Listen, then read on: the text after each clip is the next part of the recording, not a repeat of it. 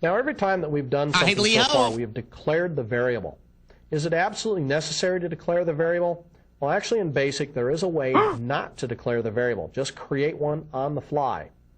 But you'll remember that at the very beginning of this videotape series, I had you set an option that said Require Variable Declaration. Now, what that does is it puts in a special keyword at the top of every module that you create called Option Explicit. With this keyword in the General Declarations area, it means that you have to declare all your variables. But if you take it out, you don't have to. So let's take a look.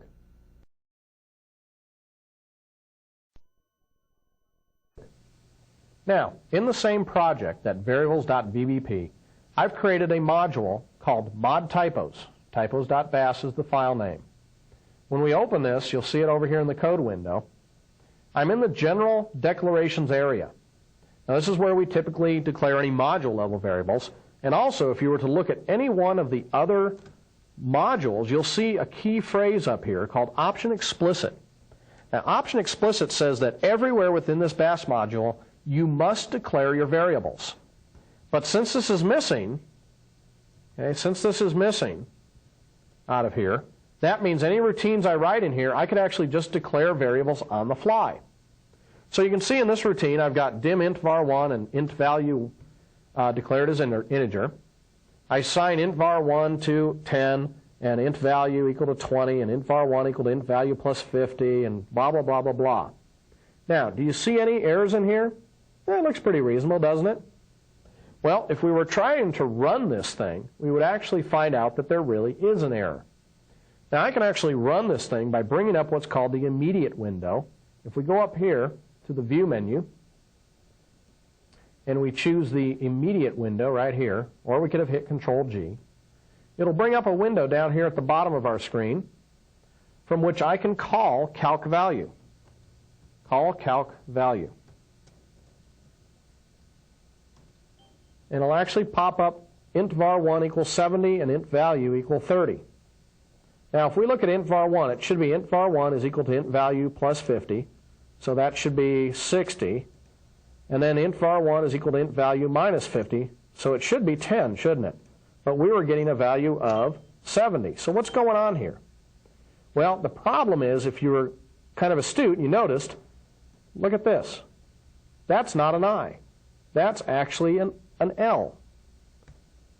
So I actually had a typo here, but Visual Basic let me run this routine anyway. The reason why is it actually declared a variable on the fly.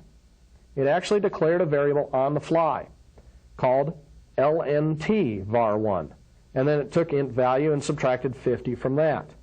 But I was reporting back int var1, which was what? The value of int value plus 50, which I think I said that wrong last time. That should have actually been 70, right? So, because I think I said 60. So we got 50 plus 20 is 70, and that's what it was reporting. When in reality, had I typed this in correctly, int var1, it should have actually come back out to be, what, 20. So now if I run this, we'll get 20 and 30. Okay? So what's happening? What's happening is VB's creating things on the fly, which isn't good. So that's what this option explicit does. If I go up to the General Declarations area, type in option explicit, and now I try to run calc value, I will get a compiler error from Visual Basic that tells me the variable is not defined. Now that is great, because now I've got a clue that I screwed up somewhere. Now I would rather get my error this way than leave this out and actually run this and get bogus values like this. So that's a good reason that you always want to make sure that that option explicit is at the top of every one of your modules. And we do that one more time if we go up to Tools Options. Choose this option right here, Require Variable Declaration. Make sure that's chosen, and you'll never have to worry about these little typos again. Well, I kind of gave you an overview of some of the naming standards we used, but there's also naming rules, or how you actually name your variables. Let's take a look at that, and then we'll talk about the mathematical and relational operators that are available in Visual Basic.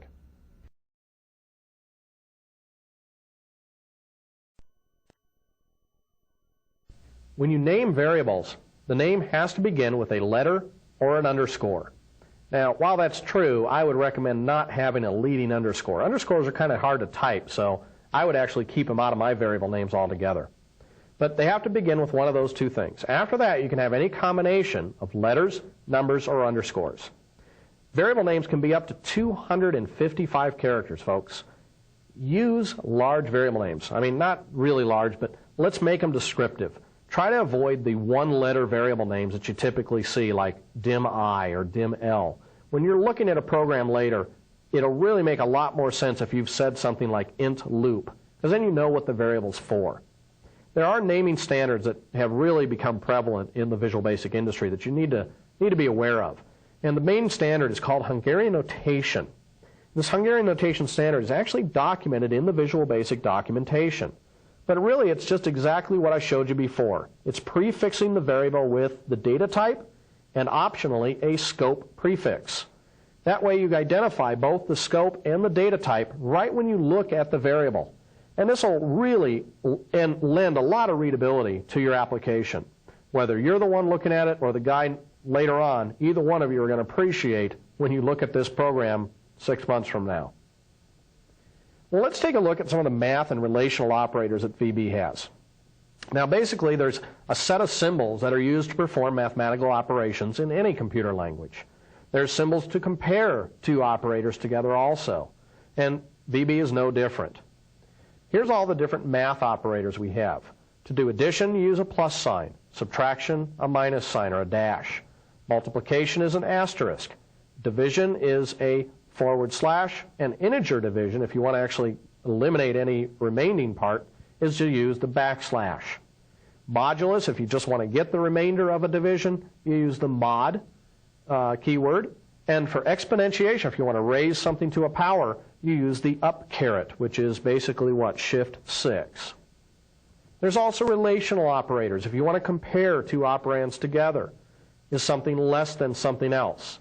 Is it less than or equal to? Is it greater than or equal to, or not equal to? So this is an example of all the different relational operators and mathematical operations that VB has. Using our same sample project, I've written another form that allows you to see a list of all the different operators and the values that you'll get. Now, I've used the same operands throughout the whole sample, so you can see what addition and subtraction do, what the less than and greater than and all those different operators do upon these two operands. If we take a look at each of these command buttons on this side, these are all the mathematical operations. We can add 4 and 3. We can subtract 4 and 3. Multiply, divide, get the integer portion, just do the integer division and eliminate any remainder, and do the modulus and exponentiation. So if we take a look at the actual code itself, I'll bring up that form, go into the command button addition, you'll see that lbl_add.caption is equal to 4 plus 3. So very simple, just the two operands with the plus sign. And by the way, you can add on, and do however many of these things you want. I'm just showing the very simple examples here. Okay, the next one is the command button subtraction, and this one is 4 minus 3. So again, very simple. Here's the multiplication, 4, and then the asterisk sign. And then the division is using the /. That way you get the full remainder and everything. Or integer division, which will eliminate that remainder portion. Or maybe the modulus of 4 mod 3, what's left over. And then, of course, there is the exponentiation. Raise 4 to the 3rd power. And you'll get, obviously, 64. 4 times 4 is 16. 16 times 4. Okay? So that is the different mathematical operations. We also have all the things that have less than or equal to, greater than or equal to, and not equal to. And these just return a true or a false condition. You could use this then to compare to see if 4 is less than 3, then do something. So again, pretty simple. If you're used to any programming language, this is very familiar to you, where you've got 4 minus 3, And of course, instead of a 4 and a 3, obviously you could use your variables now, right? So you could have int oper1 as an integer, and dim int oper2 as an integer, and you could use those here. Int oper1 less than int oper2. Now, int oper1 is less than int oper2. We've also got less than or equal to. And we have got greater than. So the greater than sign. Greater than or equal to.